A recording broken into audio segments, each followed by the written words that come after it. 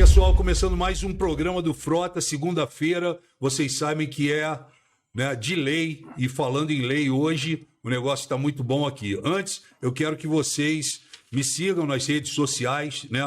O meu Instagram, Alexandre Frota, _oficial, Facebook, Alexandre Frota, Twitter, @77, _Frota, e no YouTube, Programa do Frota. Agradecer aqui os meus apoiadores de sempre. Se você pensar em feijoada aos sábados, vai no seu botequim, no seu João, que é o seu botequim, o melhor botequim de São Paulo, serve uma feijoada muito bacana. Também tem a Black School, né, que é a maior empresa de suplementação alimentar, o Bar do Presidente e Cerveja Império. Está aqui, inclusive, a nossa Cerveja Império. Meus convidados de hoje são dois grandes amigos e também pessoas que trabalham na lei, né? Buscando a lei. Eu vou apresentar hoje aqui o Rodrigo Falcão, secretário de Segurança de Taboão da Serra, né? Ele que faz um excelente trabalho, não sai mais da Record, estou toda hora vendo ele na Record, no Datena. E aqui do meu outro lado está o doutor Fernando José da Costa, secretário de Estado da Justiça e da Cidadania de São Paulo, presidente da Fundação Casa, superintendente do IMEC, advogado criminalista e já me ajudou muito e continua me ajudando, graças a Deus, porque se tem uma coisa que o Alexandre Frota precisa é de advogado. Nunca vi um cara precisar tanto de advogado como eu, e não é fácil. Muito obrigado pela presença, Rodrigo, doutor Fernando, vou chamar de Fernando, tá? Fernando, favor, porque são amigos. Obrigado por vocês estarem aqui. Estamos para todo o Brasil e em todas as redes sociais também. Eu vou fazer já uma pergunta para você. Como que você está vendo esse momento político do país, essa polarização, e a todo instante a gente ouve reclamações na área da segurança, né, por parte dos antagonistas e dos nossos opositores. Mas, enfim, primeiro, boa noite, e gostaria de saber como é que você está vendo o Brasil nesse momento tão polarizado.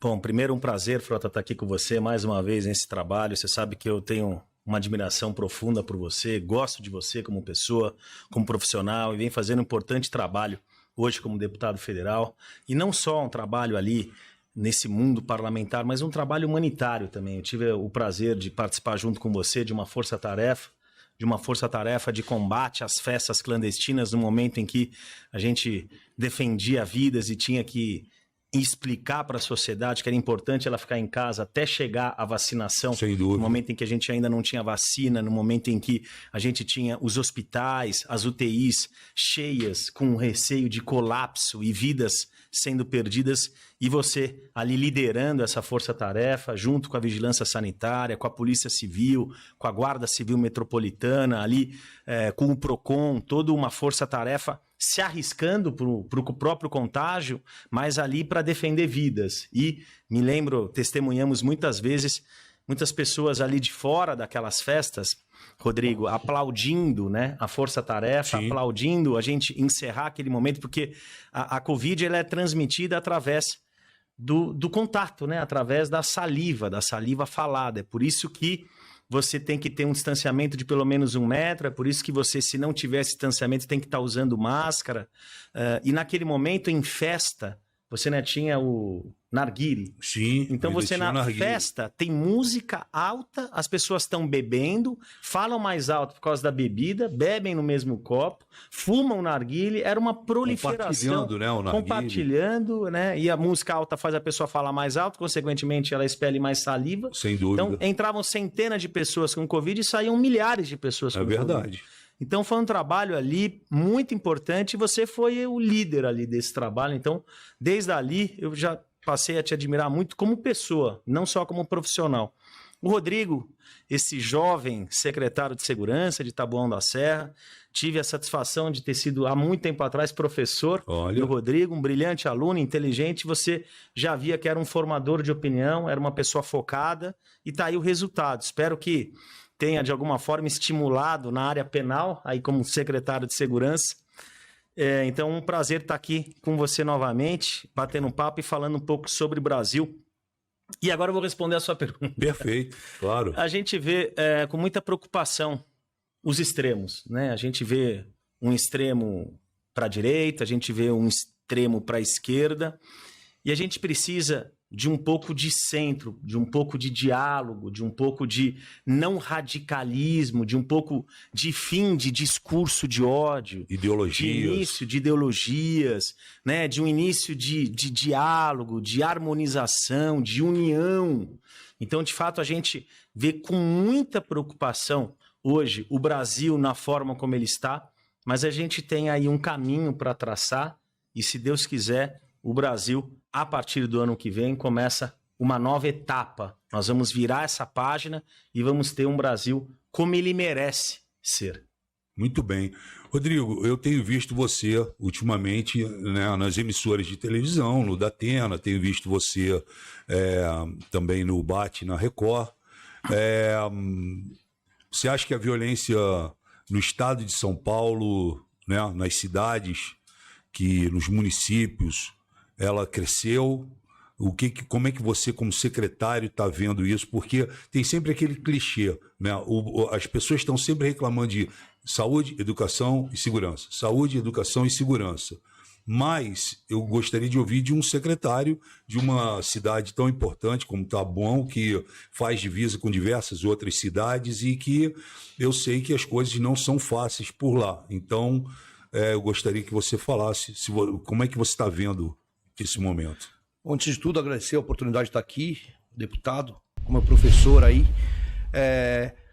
Ô, deputado, eu sou delegado de polícia, estou há 13 anos já na instituição. Eu tenho um olhar bem amplo sobre a segurança pública. Eu posso demonstrar aqui no estado de São Paulo, mas não só no estado de São Paulo, como em outros estados, é que o estado, como unidade federativa, não tem mais condições, não é o estado de São Paulo, não é o estado do Rio de Janeiro, de atuar de uma maneira efetiva como o município pode atuar de uma maneira muito mais específica, certo? Por que eu digo isso? Trabalho com guardas municipais. Os guardas municipais, eles moram na região. Eles sabem que a dona Maria faz bolo de fubá e que o Jonathan, filho dela, vende droga, certo? A gente conta lá no município com 256 guardas. Somando tudo, a gente tem mais efetivo do que a Polícia Civil e do que a Polícia Militar junto, certo? Isso é bom, por uma parte, mas por outro, legalmente, a gente analisando, não seria obrigação do município tomar conta da segurança pública, mas eu acho que isso daí é uma perspectiva, isso daí é irreversível. O Estado, eu acho, como unidade federativa, tem que diminuir em si o número de policiais estaduais e investir nos municípios, que dentro do município...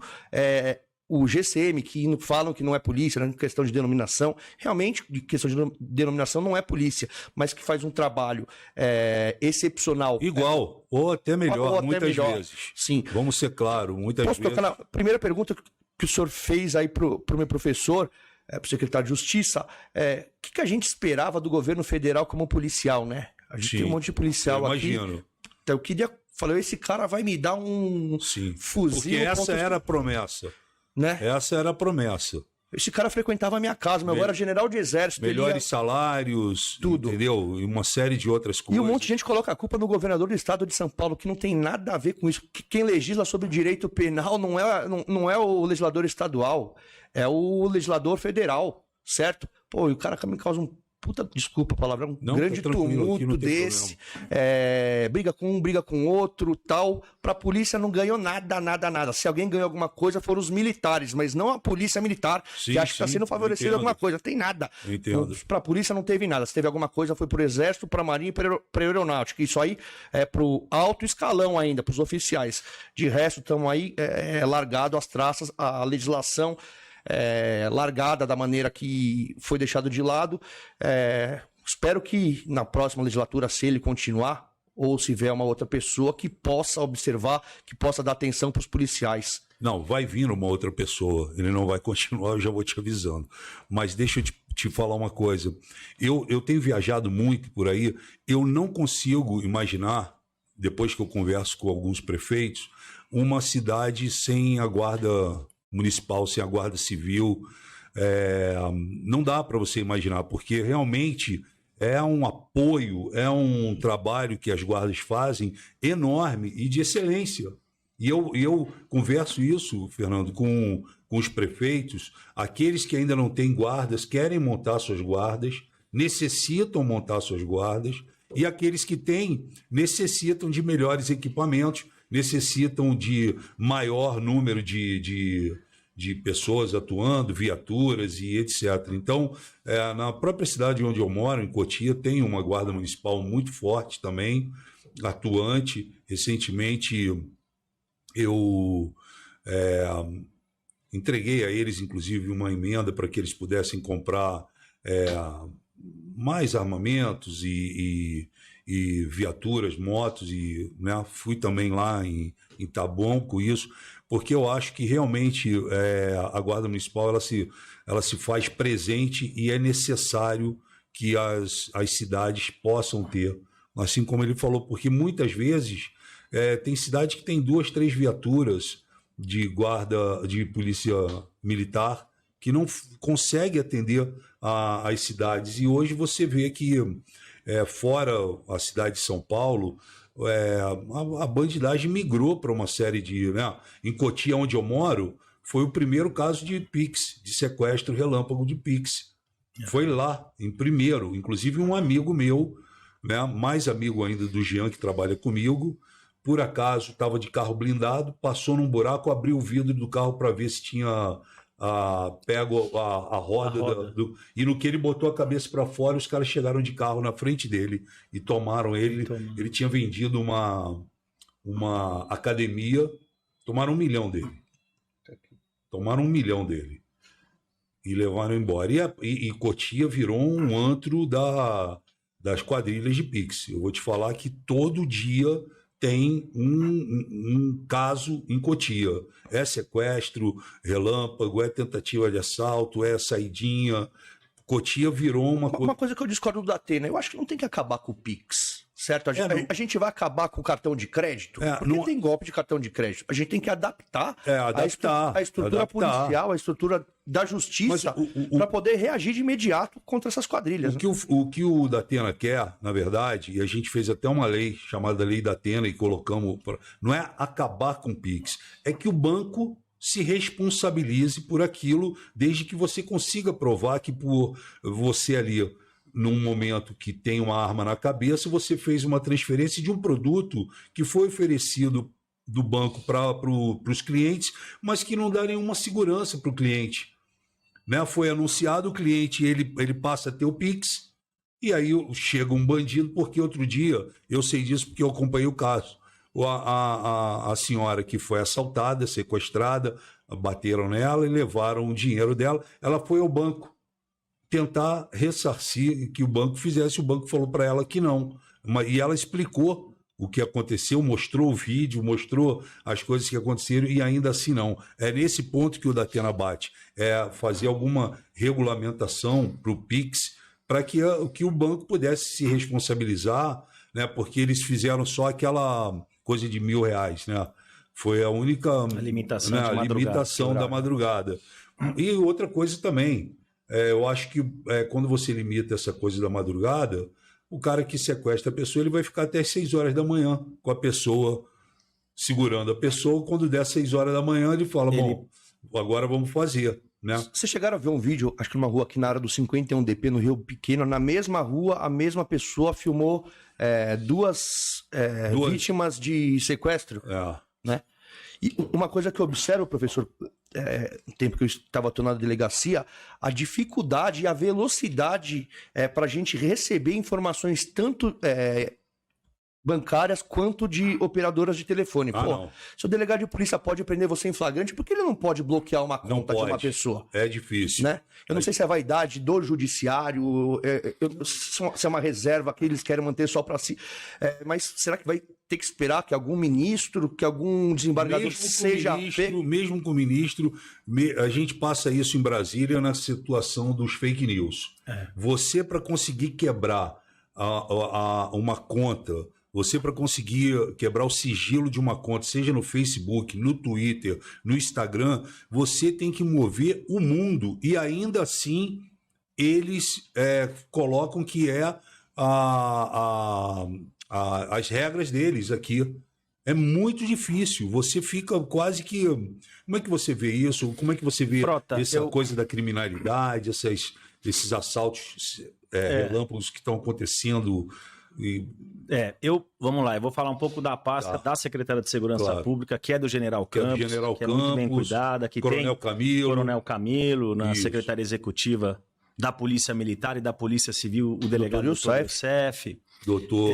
Então, mas eu converso bastante com eles, eu converso bastante com alguns delegados, como o Dr. Nico, e que estão à frente, né, desse combate aí à criminalidade. É claro que eu concordo com o secretário Rodrigo, veio a tecnologia do Pix, e é uma forma muito fácil de fazer transferência a custo zero. Então, evidentemente, com a facilidade, veio o problema da criminalidade com relação a esse tipo de facilidade na transferência financeira.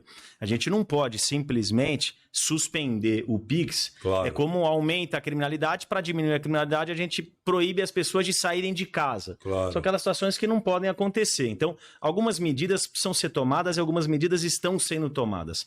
Primeira medida que está sendo tomada: existe hoje delegacia especializada para combater os criminosos de Pix. Então, quadrilhas. Existe um trabalho de inteligência, existe um trabalho de combate às quadrilhas de Pix, isso já vem sendo feito. Precisa mudar a legislação. Agora, a gente sabe, está aqui o deputado Frota, que conhece esse assunto melhor do que eu, mas demora um tempo para a gente conseguir mudar e a gente precisa conviver com esse tempo até lá. Agora, existe um outro fator que pouca gente fala, que é quem tem o controle do Pix. Porque o controle do Pix, ele está no governo federal, ele está com o Banco Central. E os bancos que conseguem analisar aquela movimentação e suspeitar de fraude, quando acontece um primeiro Pix, um segundo Pix num valor maior, e suspender aquele tipo de transferência, eles não têm esse controle. E, lamentavelmente, a gente estava falando no início da entrevista hoje de excessos, fica o governo entendendo que os bancos querem restringir o Pix, porque os outros tipos de transferência financeira, os bancos têm um recebimento financeiro e o Pix não. Então, eles não passam esse poder para o banco, que é um equívoco, porque o benefício que o banco tem em transferência financeira é pequeno, é remoto. O prejuízo que ele acaba tendo nos casos de Pix acaba sendo muito maior. Claro. Então, é muito importante que a gente passe esse tipo de segurança digital para as instituições financeiras.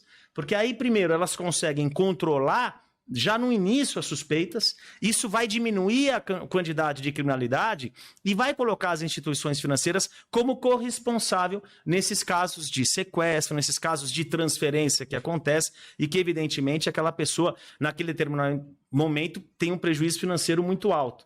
Então, são 3 medidas que precisam ser feitas assim, conjuntamente. E, infelizmente, essa é uma medida que o governo federal ainda não fez e que precisa fazer. São os bancos que têm que poder controlar e poder, já no início da suspeita da fraude, já bloquear. Travar ali. Já travar, ele já trava. Porque aí, 6 da manhã, 7 da manhã, 8 da manhã, a pessoa nunca fez um Pix. De repente, ele faz o Pix para uma pessoa de R$10 mil. O banco já tem ali o histórico daquela pessoa, vê o patrimônio daquela pessoa, se ele está acostumado. De repente ele faz um outro Pix para uma outra pessoa que o banco olha, vê que não tem nenhum vínculo, que é uma pessoa, uma conta suspeita, uma conta que não tem movimentação financeira, e vê lá R$100 mil. Esse prejuízo que o seu amigo teve de R$1 milhão, se os bancos, com certeza teria sido evitado. Teria parado nos 10 mil, nos 30 mil. Então isso precisa ser feito. Isso precisa ser feito. Claro. Presidente da Fundação Casa. Presidente da Fundação Casa. Eu vou te falar por mim. No passado, não sei agora, mas minha mãe me ameaçava, você vai pra FEB. No passado, eu só ouvia... Antiga FEB. Eu só ouvia coisas, né? nocivas e rebeliões, guerras, agressões. Como que está agora essa Fundação Casa? Nós fizemos uma transformação na Fundação Casa. A Fundação Casa, hoje, inclusive, ela é elogiada pela sociedade civil, pela mídia, pelos servidores e pelos familiares dos jovens que se encontram na Fundação Casa. Eu tenho um jovem que sai hoje da Fundação Casa, Rodrigo, e que fala que tinha uma melhor qualidade de vida na Fundação Casa do que na casa deles. Então, hoje, nós fizemos uma reestruturação em todos os sentidos. Primeiro, reestruturação financeira. Por determinação do governador João Dória, desde o início da sua gestão em 2019, nós enxugamos a casa. E aonde que a gente enxugou a casa? Eu vou te dar um exemplo. Nós tínhamos 11.500 servidores. Eram 11.000 servidores e 500 subcontratados através de gestões compartilhadas. Perfeito. E nós tínhamos, em 2014, um pico de 10.500 jovens. Hoje nós temos 4.500 jovens. Eu não preciso mais de 11.500 servidores. Não precisa. Então nós encerramos o ano passado as gestões compartilhadas, diminuímos 500 servidores. Fizemos uma PDI, um programa de demissão incentivado. Mais 500 servidores aderiram, abaixamos para 10.500. Vamos fazer uma nova PDI para poder ter mais uma redução de mais 1.000 servidores. Então, com isso, a gente conseguiu reduzir a folha. Nós tínhamos 10.500 jovens. Hoje nós temos 4.500. Então, eu não preciso mais da quantidade de centros que eu tinha abertos. Então, nós suspendemos... Agora tem 4.000. 4.500. Então, nós suspendemos cerca de 25 centros. Os outros 6.000 saíram... Pandemia também. Não foi pandemia. Que As pessoas sempre me perguntam se foi pandemia. Nos últimos anos, historicamente, esse número vem abaixando. E vem abaixando por 3 fatores. Primeiro, diminuição da criminalidade no estado de São Paulo. Houve diminuição. Segundo, os juízes passaram a aplicar mais medidas alternativas de prestação de serviço. E terceiro, a população do estado de São Paulo, a população brasileira, envelheceu nos últimos 10 anos. Então, com isso, a gente passou a ter menos jovens. Então, é uma tendência que deve ficar. Então, eu consegui uma redução anual de 100 milhões de reais para a Fundação Casa. Aí você fala assim, bucha, então nós reduzimos e vamos trazer esse dinheiro para o cofre público, é isso que o governador quer? Não, não é. Ele quer investir no mesmo jovem, mas com qualidade.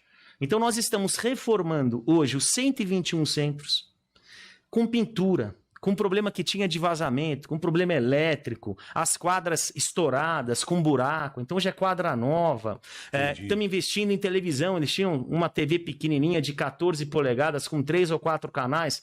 Todos os centros têm televisão com internet, com streaming, com programas. Iogurte, comida de primeira qualidade. Quando volta para casa, o cara não tem a mesma qualidade de vida que tinha dentro quando ele estava interno. Compramos tablets. Eles lá podem ficar até 18 anos, é isso? Na verdade, quando o menor pratica um ato infracional, que não é chamado de crime, mas é um crime, menor de 18, é ato infracional, ele responde pelo Estatuto da Criança e do Adolescente e não pelo Código Penal. Perfeito. Então, ali, se tiver uma medida de internação, ele vai para a Fundação Casa. Perfeito. E o limite de internação é de até 3 anos. Então, se ele está próximo dos 18 e tem uma medida dessa, ele continua cumprindo, por isso que ele pode chegar até os 21 anos ali dentro. Então, a gente tem jovem de 12 a 21 anos de idade na Fundação Casa. Aí praticou um ato infracional depois dos 18, aí vai para o sistema prisional e aí é pena. Então a gente mudou completamente. O índice hoje de reincidência é de 25% e a gente acredita que de agora para frente ele vai reduzir cada vez mais. Nós conseguimos contratar, porque Frota, qual é o grande problema desse jovem? Por que ele pratica o ato infracional? Falta de capacitação, falta de empregabilidade e de orientação psicossocial e familiar. Nós contratamos uma empresa através de um edital por 25 milhões de reais, um serviço de 22 meses, e essa empresa, que é uma ONG, chama Rede Cidadã, que ganhou a licitação, durante 22 meses, o que ela vai fazer? Ela vai pegar o mercado, estudar os tipos de emprego, os tipos de empresa que vão querer admitir o egresso da Fundação Casa, tem uma obrigação contratual dele sai da Fundação Casa. Nós fizemos estudos e metade dos que praticam ato infracional praticam nos primeiros 6 meses. Então, os primeiros 6 meses, Frota, são cruciais para esse jovem. Então, o que ela vai fazer? Saiu. Os primeiros 2 meses, ela tem a obrigação de levá-los para pelo menos 3 entrevistas de emprego. Certo. Segunda obrigação contratual, metade dos jovens que saem, e a gente fala que tem 4.500, mas a rotatividade é maior por ano. Então a gente tem aproximadamente 14.500 jovens que saem por ano. Então ela tem que pegar esses 14.500 que fizeram cursos de capacitação na Fundação Casa e levar para pelo menos 3 entrevistas de trabalho. Metade deles tem que conseguir emprego. E metade tem que continuar nos primeiros 6 meses e eles vão acompanhar esses jovens nos primeiros 6 meses. Aí a parceria do governo estadual, de um governo forte, com os municípios. Porque essa obrigação do jovem, quando ele sai da Fundação Casa, não é mais do governo. É municipal. Mas a gente sabe que os municípios não têm verba, não têm dinheiro. Não consegue. Então eu cheguei para o governador João Dória, para o vice-governador Rodrigo Garcia, falei, governador, é obrigação municipal, mas é obrigação do Estado da educação. O senhor sempre fala da importância do hipossuficiente, da população vulnerável. Claro. O egresso da Fundação Casa, ele é vulnerável. E mais, se a gente não investir nele, e as pessoas perguntam, pô, mas por que gastar tanto dinheiro com ele? 2 fatores. Primeiro, se você investe nele, você aumenta a chance dele não praticar um novo ato infracional, você diminui a criminalidade. E a população quer que diminua a criminalidade. Claro. A população cobra a diminuição de criminalidade. Segundo fator, você gasta menos. Porque se você investe nele, ele não volta para a Fundação Casa ou ele não volta para o sistema prisional. Então investe nele na educação, investe nele na qualificação, que evidentemente você vai trazer melhores pessoas para a sociedade e vai diminuir cada vez mais a população dentro da Fundação Casa e do sistema prisional. E eles toparam. Então essa revolução que a gente fez nunca se fez nem na Fundação Casa no estado de São Paulo e nenhum outro estado da Federação Brasileira. Nenhum estado fez esse programa de empregabilidade e de capacitação que a gente está fazendo. É modelo. Por isso que a gente até saiu. A gente fala, você receber elogio da mídia, principalmente num tema sobre esse, não é fácil. Polêmico e pesado, né? Polêmico, pesado, principalmente aquela imagem antiga que se tinha da antiga FEBEM, de rebeliões. Hoje, nós descentralizamos. Antigamente, você tinha locais com 2.000 jovens, 3.000 jovens. Hoje, o máximo são 60 jovens. Com uma ocupação de 60%, 70%. Então, o servidor, ele sabe o nome do jovem. Entendi. Ele conhece a família, quem vai visitar. É um tratamento mesmo pessoal. Você consegue ter um programa individual de medida socioeducativa com excelência. Por isso que os outros estados vêm para São Paulo olhar o que a Fundação Casa faz. O que vocês estão fazendo. Outros países vêm olhar o que a gente faz. E é por isso que ela acaba sendo reconhecida pela sociedade. Entendi. Parabéns. É um trabalho muito bacana, bom, Frota. Muito bom. Eu acho que as pessoas que estão assistindo a gente não tinham ideia desse processo que está ocorrendo. Não tinham. Inclusive, quem quiser pode entrar em contato conosco. A gente faz questão até de que vá visitar um dos centros da Fundação Casa, vá visitar a administração da Fundação Casa e com transparência, Frota. Nós colocamos um pleito que o Ministério Público queria há muito tempo, que a Defensoria Pública queria há muito tempo, que é o circuito fechado de televisão. Sei. E a gente colocou, eu fiz questão de colocar. Então hoje todos os centros da Fundação Casa, eles têm câmeras. E as câmeras são boas para quem? Para o servidor bom. Para aquele servidor que faz o trabalho corretamente. Claro. É bom para o jovem. Então, naqueles poucos casos gera que você segurança para todos. Gera segurança, gera transparência. E no caso que você tem de agressão, vai falar que não tem agressão? Tem. Claro. Mas ela diminuiu significativamente. Então, você tem uma agressão de um jovem para um jovem, de um jovem para um servidor, ou de um servidor para o jovem. Você tem a câmera, e aí, com isso, a corregedoria consegue agir e punir quem tem que punir. Claro. É o que o governador fez questão de fazer parte nesse trabalho na Polícia Civil, na Polícia Militar, da câmera, na farda do policial. Você viu a diminuição dos casos de letalidade, a diminuição dos casos de agressão, 86%. É a transparência. A transparência está aí para beneficiar o bom servidor público e também para inibir, né, aquela pessoa ali da população que vai agredir o servidor público, que vai agredir o policial, que vai agredir o agente da Fundação Casa. Você não sabe com quem está falando. Você não sabe com quem você está falando. Secretário, como é que está o Covid em Taboão da Serra? Quer uma água? Pode tomar. Como é que está? Frota, como é que está esse momento aí? Eu tenho muita ligação com a secretária adjunta de saúde, com o secretário também. Vou até mandar um abraço para eles lá, Tamires, o doutor Tarifa. A gente tem uma terceira onda agora, posso dizer. Tá passando por ela, né? Com a Ômicron. Ninguém esperava, na realidade, né? O que acontece? O pessoal acha que nos municípios aqui de São Paulo, a grande maioria, a saúde não é administrada pela prefeitura. Existe uma empresa, né, que administra esses centros hospitalares. Lá no caso, Taboão da Serra chama SPDM, acho que é uma das maiores do estado aqui, né, professor?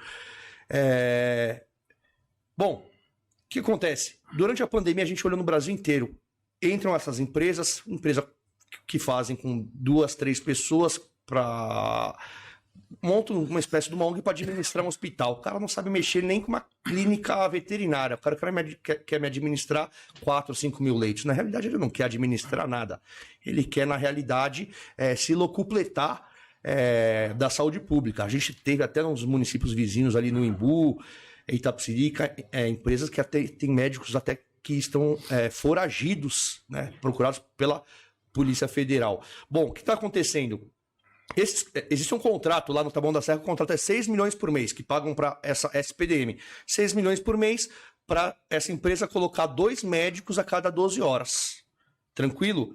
Só que ninguém esperava. E esse contrato foi fechado na gestão anterior, há 2 anos atrás, que a gente nem sabia que teria pandemia. Bom, o contrato não aumentou o valor do contrato. Não aumentaram o número de médicos, né? A população vai para o hospital, acha que a culpa é do prefeito, acha que a culpa é do médico, quer bater no médico. Acha que a culpa é do secretário da saúde. Também, quer invadir a prefeitura. A gente teve caso, a essa empresa que é uma das maiores do Brasil, que chama SPDM, médicos querendo fazer greve, não vão atender mais para não apanhar. Então, aí vira um ciclo vicioso. O que acontece?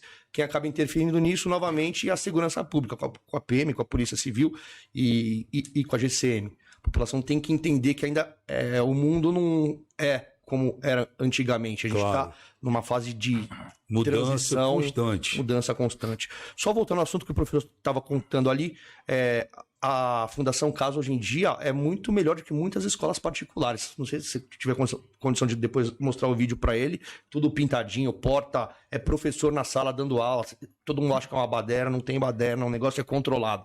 E a gente pega lá na polícia, pô, agora esse cara que ele fez isso aqui, ele vai para a Fundação Casa lá tomar Danone. Eu virava para os meus carceiros e falava, você quer que o cara vai lá para apanhar, para ele voltar aqui, para depois ele matar todo mundo? Pô, esse cara, se tem alguém que tem recuperação, é ele. Não vou esperar que um cara de 70, de 60 anos vai aprender truque novo, né, professor? Pelo menos era o que vinha na minha cabeça. Mas de primeiro mundo, nem sabia que era o senhor que era responsável por lá. Quando eu fui convidado para ser pelo governador Dória, secretário da Justiça e da Cidadania, ele perguntou também, ele falou, olha, é tradição o secretário também presidir a Fundação Casa. Você pode aceitar ou pode não aceitar. E eu falei, eu faço questão de aceitar, porque eu que venho do direito penal, do direito processual penal, para mim foi uma honra. Uma honra poder presidir a Fundação Casa e fazer parte dessa história de transformação da Fundação Casa. É claro que é um trabalho que se iniciou há algum tempo atrás, a gente tem que reconhecer todos esses profissionais que trabalharam e os servidores, né, da Fundação Casa, que é um daqueles serviços essenciais que faça sol, faça chuva, 24 horas, 365 dias por ano, com Covid ou sem Covid, trabalharam, continuam trabalhando e fazendo esse importante trabalho. Então, é um trabalho em equipe. Claro que eu consegui ser um grande interlocutor, né, da Fundação Casa com o governador, com o vice-governador, conseguir a verba para investir. Então, esses 100 milhões para investimento de todos os sentidos, com tablet, com televisão, com internet, com inclusão digital. Os programas educacionais antigamente, quer dizer, o mundo mudou na pandemia. O mundo se digitalizou na pandemia. Então, você pega esses jovens, quer dizer, hoje você tem um mercado de trabalho digital que ele consegue fazer, inclusive, um trabalho à distância muito grande, muito amplo. Agora, você precisa ter instrumento para eles poderem se capacitar. Você precisa ter televisão com internet. Vazia, não dá certo. Não dá certo. Existia meu pai, uma vez foi numa prisão na Inglaterra e viu a seguinte frase lá, e viu lá uns presos, eles estavam colocando o parafuso e uma porca. Colocando a porca no parafuso. E à tarde ele foi embora, isso há muitos anos atrás. Eles estavam tirando a porca. E ele foi perguntar para o diretor daquele sistema prisional na Inglaterra. Ele falou assim, mas eles estão colocando a porca, tirando a porca. Por que eles estão fazendo isso? E ele mostrou a placa embaixo. E a placa dizia, a mente desocupada é a oficina do demônio. É isso aí. Então a mente, que é o que você disse, não num termo jurídico, mas é isso, a mente ocupada, trabalhando, estudando. A gente tem um convênio muito importante com a Secretaria de Educação. Então, tudo que se tem na escola pública, que é essa transformação Vocês levam que o Dória, também. o Rocieli fez, a gente fez também na Fundação Quem que é o Casa. secretário de Educação? É o Nali? Rocieli. É o Rocieli. Rocieli, que é Que um foi ótimo, ministro, que é um cara que é um ótimo da educação secretário. muito Faz bom. um trabalho muito bacana. Muito bom, muito É verdade. forte. Hoje a gente aumentou em mais de 1 milhão de alunos do sistema educacional no estado de São Paulo de período integral. Nós Muitas começamos com escolas foram 300 abertas. escolas, estamos com 3.000 escolas reformadas com Reformadas, é um trabalho muito bacana que eles fazem. Voltando nesse assunto, aqui no Brasil, o trabalho pelo preso, todo mundo acha que não, mas é obrigatório, né? O que a Constituição não permite é o trabalho forçado. Claro. Mas o trabalho pro preso é obrigatório, né? E isso que você falou, a mente sem ocupação, o cara a única coisa que ele vai pensar é em fugir ou pegar o bodinho dele, o telefone e tentar cometer mais crimes. Né? Olha só, pessoal, eu tava esses dias, eu venho assistindo também televisão e estava vendo o Fernando aqui comandando uma nova força-tarefa. Quem acha que coloca R$100 de gasolina no carro, muitas vezes, não vamos generalizar, mas muitas vezes coloca R$89 e não os R$100. E ele me pintou aqui um retrato, né, muito verdadeiro, dizendo que a corrupção e as fraudes são imensas. Eu queria que você falasse um pouco dessa força-tarefa, que é de interesse de todo o povo brasileiro, porque você reclama do preço do litro da gasolina, mas tem muitas coisas ainda piores acontecendo.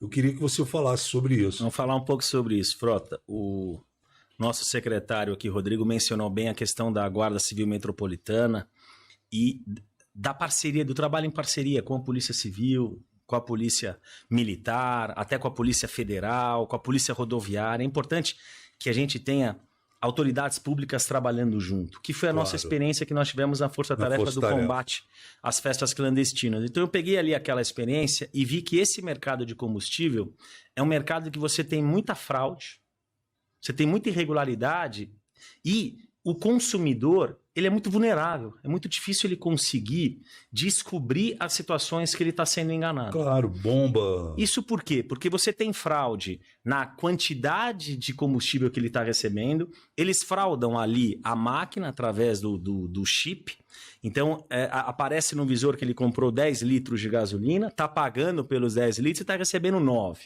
Você tem fraude na qualidade, na mistura, que a gente fala combustível batizado.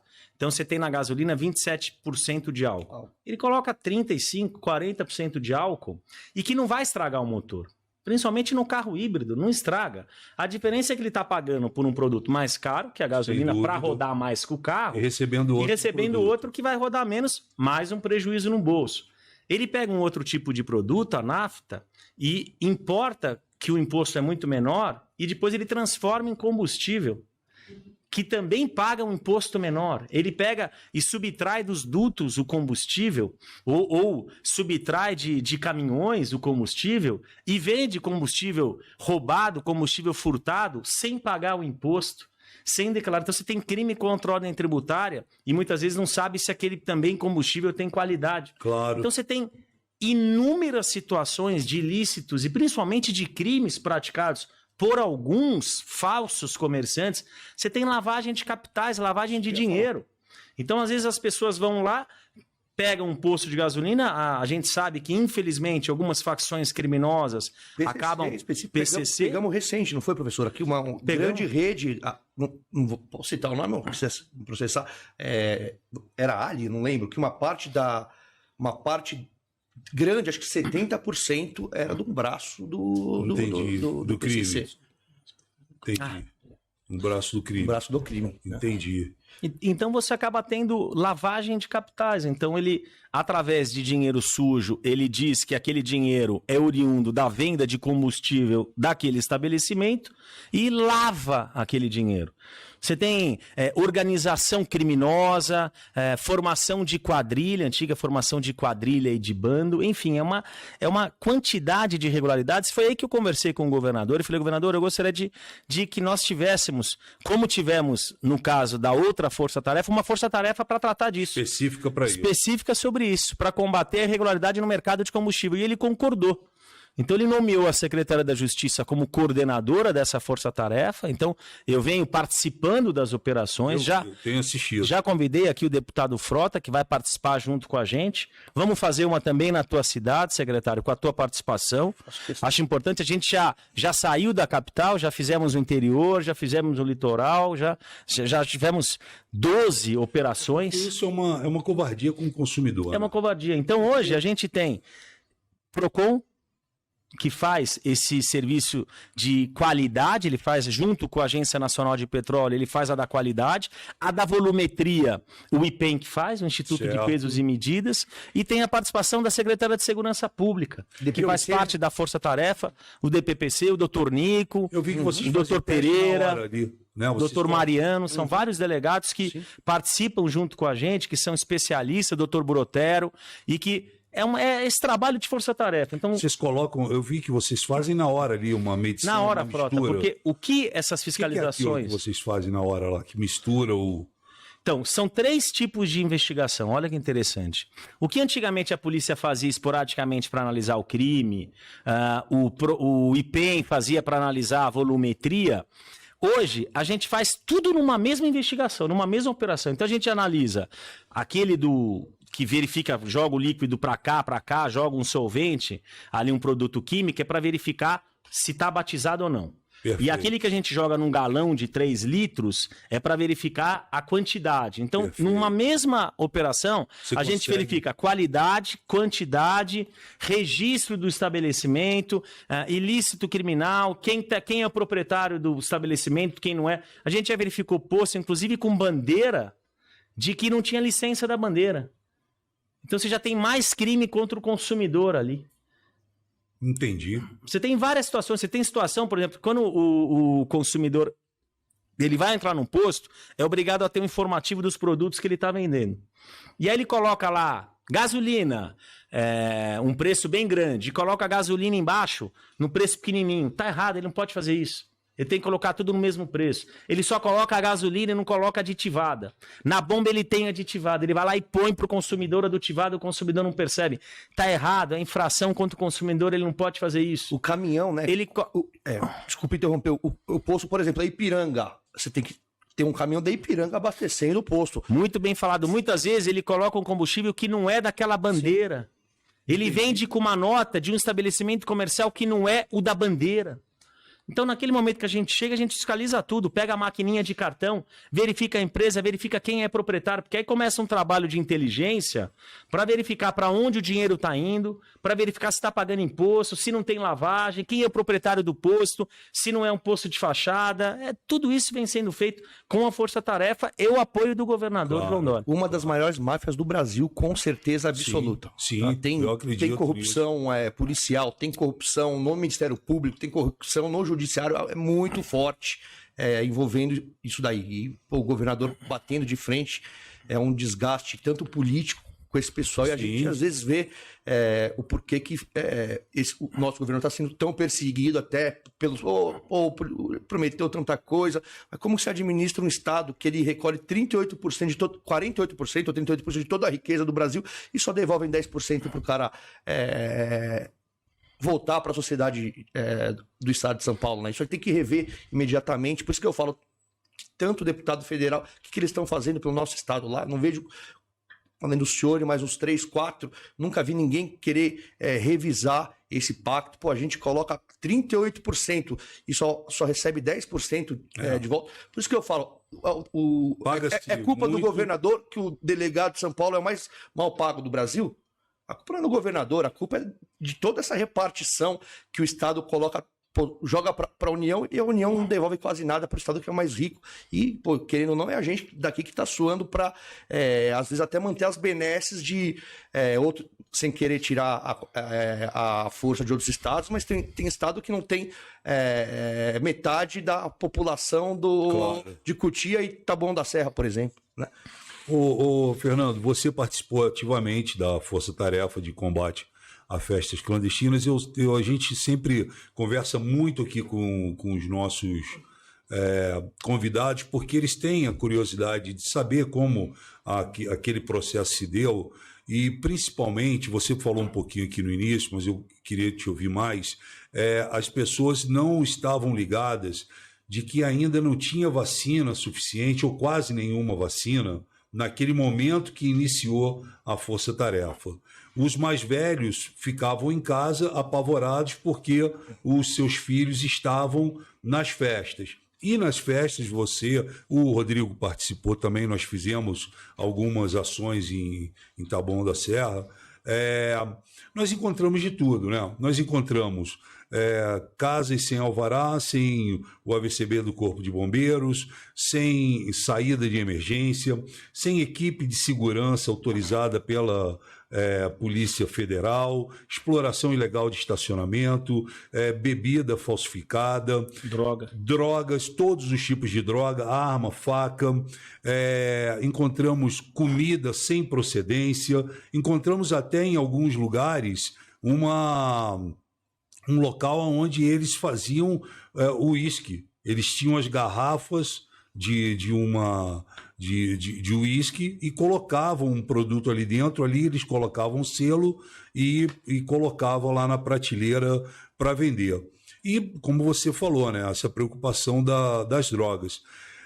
Eu queria que você falasse um pouquinho como é que foi a sua experiência. Nós estivemos juntos algumas vezes. Quem pegou o escritório de advocacia? Fui eu. Eu e toda Força Tarefa. O professor estava dessa? Não, essa não. Essa não, ali foi pesado. E assim, a gente foi desde eu sempre falo aqui, nós não escolhemos ali em nenhum momento A ou B, se era funk, se era sertanejo, se era pop, se era eletrônico, né, se era música popular brasileira e se era festa de milionário ou não, porque nós fomos em casas em que homem pagava R$5 e mulher de graça, até homens pagando 18 mil camarote e mulher R$3.000 para entrar. Então, vocês podem ver que a gente não escolheu classe nem nada. Eu queria que você contasse da sua experiência e do que você tirou, né, de bom desse processo da Força Tarefa. Eu, na verdade, até por ser o secretário da Justiça e não ter relação direta com a ilicitude criminal até que estava acontecendo naquele momento, mas vinculado à minha pasta, a gente tem o PROCON. Sim, claro. E você tem ali Dr. Capês. O Dr. Capês, que hoje é o diretor do PROCON, meu grande amigo, tem fazendo uma excelente gestão à frente do PROCON.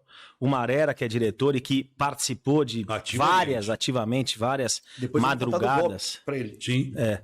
E, de fato, eu participei, não todas as madrugadas, mas eu acompanhei a Força Tarefa em algumas madrugadas. Eu queria, primeiro aqui, fazer um elogio público ao deputado Alexandre Frota, porque naquele início, principalmente naquele início difícil, né? Naquele início em que, como a gente já disse aqui hoje, muitas pessoas enfrentavam, né, as determinações de que as pessoas deveriam ficar em casa, de que as pessoas não deveriam sair.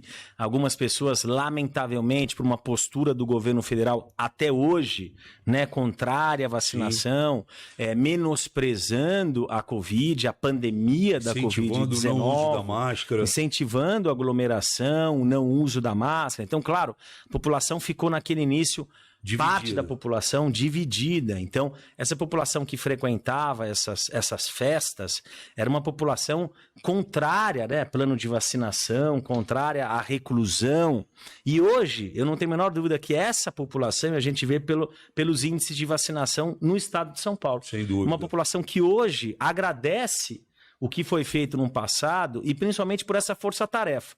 E aí vai o elogio ao deputado Frota, porque as operações, elas eram diárias. E elas eram na madrugada, porque essas festas não acontecem no horário do expediente. Sim. Então eu participei e o deputado, ele participava de madrugada. As operações começavam às vezes 8 da noite, 9, 10, 11, meia-noite, iam até 3, 4, 5, 6 da manhã. E no dia seguinte, o expediente está ali funcionando normalmente. Então foram meses em que muitas pessoas, como deputado, praticamente não dormiram, né? para defender a população e principalmente para defender a vida das pessoas. Então ali foi um trabalho, não só um trabalho jurídico muito importante, mas um trabalho humanitário muito importante. Porque eu não tenho dúvida de que ali nós salvamos milhares de vidas. Milhares de pessoas ali não foram contaminadas. Porque enquanto a gente, Rodrigo, a gente eliminava, a gente suspendia uma festa e autuava, foram mais de 1000 autuações, né, deputado? Sim. E autuações criminais, com instauração de inquérito civil, Claro. com prisões, com autuações administrativas, com multas, com suspensões de atividade, com cassação de licença.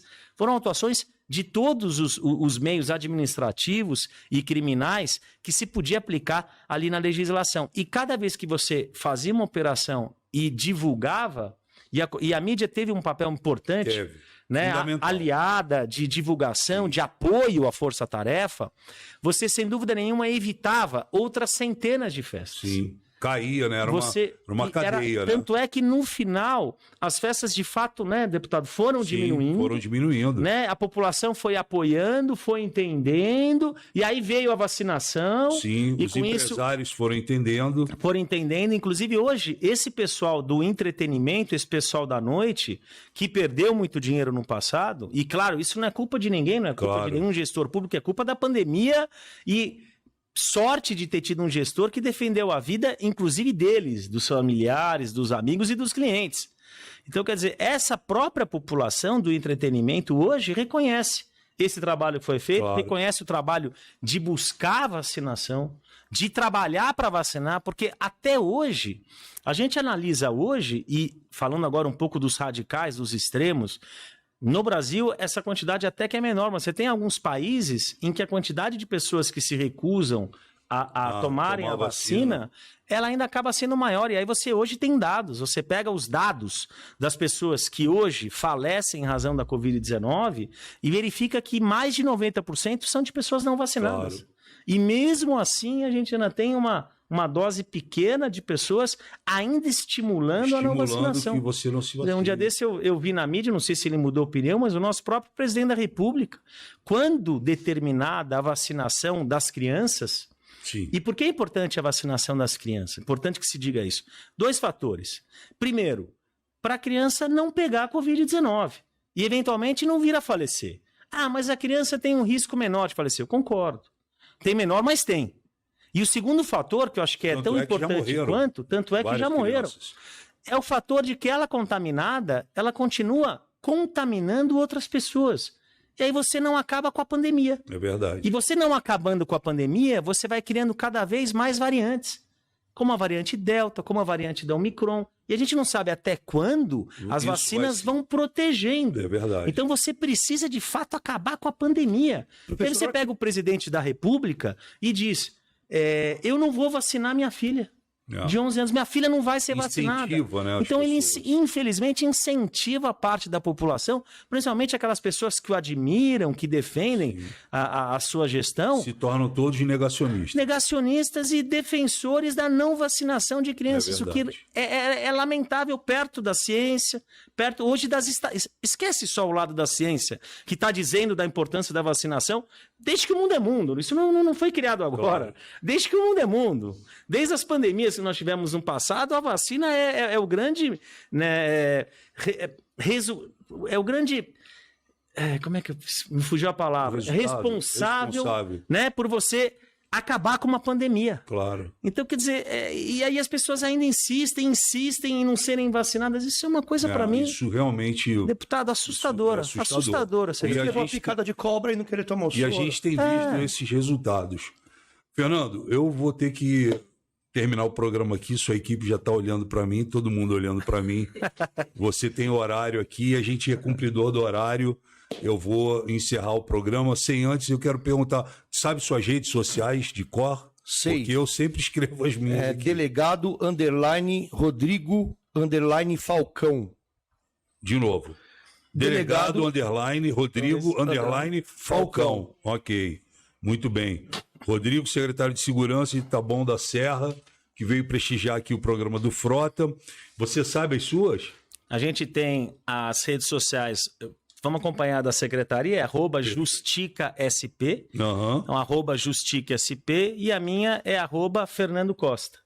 Fernando José da Costa.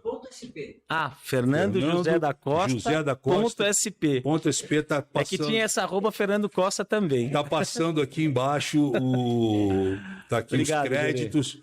Fernando, quero te agradecer, te desejar sucesso em tudo que você vem fazendo. Vamos juntos aí nessa força-tarefa. Vamos. Também. Vamos. E que você conte comigo, você sabe disso. Obrigado. Eu também tenho que fazer aqui um agradecimento, porque você é uma pessoa que me ajuda, uma pessoa que me acolheu em momentos difíceis que eu passo.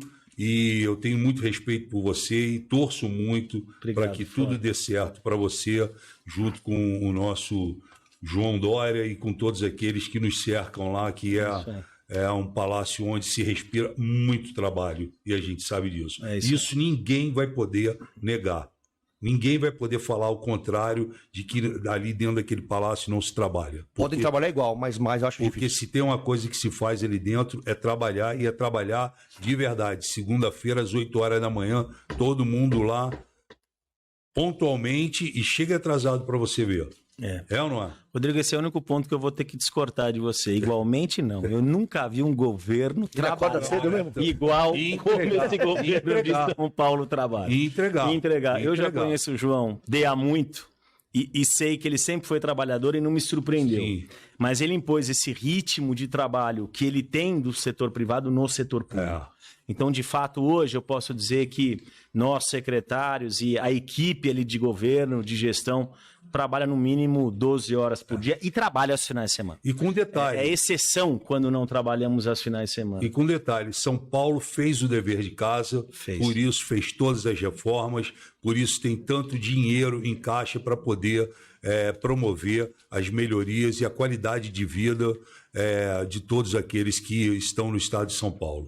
É isso aí, eu falo que é uma honra, eu agradeço muito o governador João Dória e o vice-governador Rodrigo Garcia por terem me convidado para trabalhar numa equipe de notáveis, Frota. Então, não teve ali, principalmente no convite dos secretários, nenhum viés político ali, foi um viés de capacidade técnica daquela pessoa. Claro. Então você pega o Sérgio Saleitão, do Rio de Janeiro, que foi ministro da Cultura, veio ser secretário em São Paulo. Sim. É a mesma coisa com o Rocieli da Educação.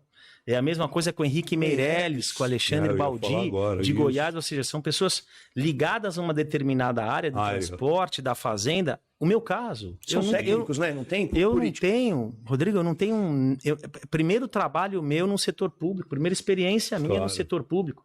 Não ia aceitar, aceitei porque é o governador João Dória, aceitei porque é o vice-governador Rodrigo, sei como eles trabalham. E conheço tá muito bem os dois e conheço a equipe que está ali trabalhando. Então, é uma honra. É como você um dia jogar futebol no Real Madrid. Claro. Então, você entra, você tem ali todo mundo no primeiro time, todo mundo sabe o que faz, sabe como faz, vê os resultados, todo mundo pilhado, trabalhando, fazendo. Por isso que a gente está chegando nesses números. A gente comentou aqui antes da entrevista. Não é minha área, mas você pega hoje na reunião de secretariado, o secretário Meirelles mencionou o PIB do estado de São Paulo nesses últimos 3 anos, nos últimos 15 anos antes, o PIB do Brasil sempre foi melhor que o do estado de São Paulo. Sim. O que é bom para distribuir a economia no Brasil. Até 2018 ali. Até 2019, 20, 21, somado, o do Brasil está aproximadamente 1,6 positivo. E o do estado de São Paulo está entre 8 e 9. Ou seja, 5 vezes mais. E detalhe, o do Brasil, esse 1,6, ele só é 1,6 positivo porque 1/3 dele representa São Paulo. Claro. Porque se você tirar São Paulo dessa conta, o do Brasil fica menor ainda. Fica menor. Então, quer dizer, isso não acontece, é que o governador fala, isso não acontece por acaso. Isso é muito trabalho, isso é gestão, isso é empenho. É verdade. Seriedade, honestidade. Atenção a polícia civil, especialmente, que eu amo de camisa. Meu pai é investigador de polícia, morreu na minha frente trabalhando. Acho que até por isso que eu segui essa carreira. A Polícia Civil de São Paulo pode esperar alguma valorização do nosso governador? O que o senhor acha? Ela pode continuar esperando, porque se tem hoje uma polícia valorizada, é a Polícia do Estado de São Paulo. Eu vou dizer porque eu participo da reunião de segurança pública que nós temos. O governador João Dória, toda quarta-feira à noite, ele faz a reunião de segurança pública. É verdade. E eu já pedi para participei ele até de- para participar, porque o secretário da Justiça não participava. Mas eu, Sim. por gostar da área, pedi. Então é uma reunião, Rodrigo, que participa o secretário de Segurança, secretário Delegado-geral. executivo, delegado-geral, comandante-geral da Comandante-geral. Polícia Militar, Isso. comandante-geral da Força dos Bombeiros, Sim. muitas vezes convidados como deputados, como prefeitos. O prefeito de São Paulo já participou várias vezes dessa reunião. Procurador-geral de Justiça, Isso, Alia exatamente. Porto, defensora do Estado de São Paulo, procuradora do Estado de São Paulo. Já convidou Então, a OAB. a Ordem dos Advogados já participou. Então, ele tem essa preocupação, e se você analisar hoje, nunca se teve tanto investimento na Polícia Militar e na Polícia Civil como se tem hoje.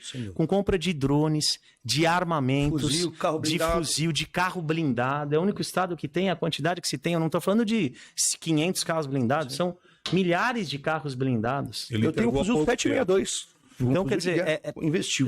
ele vem investindo e ele pergunta. Eu participo, eu vejo ele perguntando o que vocês estão precisando. A reforma das delegacias. O que é o DOP, pô? Primeiro mundo, é um departamento de primeiro Não, mundo. ele deixou, ele tá deixando A um criação legado dos muito bom. BAEPs. E a gente- Quantos BAEPs foram criados agora? Ele está deixando um legado bacana e Tá. eu espero que a gente consiga manter esse legado aí com o nosso próximo Vai governador, manter. que eu tenho certeza que será Meu xará, será? o Rodrigo Garcia. Pessoal, eu vou encerrar o programa. A assessora do Fernando, ela tá ali, cada vez que ele entra num assunto, aí ela olha, tipo, tensa. A gente vai encerrar aqui o programa. Agradeço a todos vocês que ficaram com a gente até agora. Recebi esses dois grandes amigos aqui e espero que vocês possam se cuidar, usem máscara, a pandemia ainda não acabou.